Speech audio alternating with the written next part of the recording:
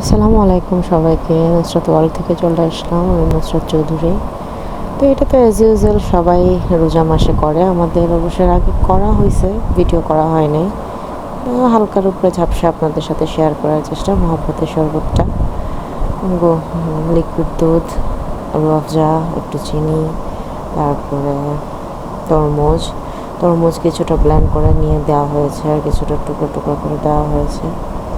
তো এই তো শরবতটা জাস্ট আপনাদের সাথে শেয়ার করার জন্য করা।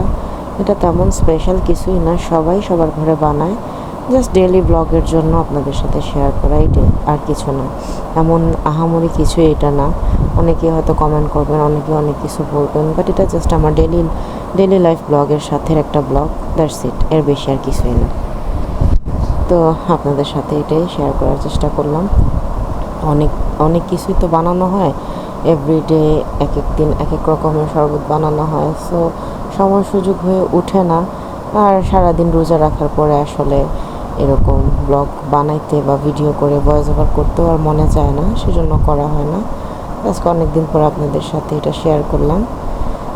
সবাই ভালো থাকবেন রোজা মাসে, আল্লাহ সবার দোয়া কবুল করে। সবাই আমার জন্য, আমার পরিবারের জন্য, আমার বাচ্চার জন্য দোয়া করবেন, বাচ্চাদের জন্য দোয়া করবেন। সবাই ভালো থাকবেন। আসসালামু আলাইকুম, আল্লাহ হাফেজ।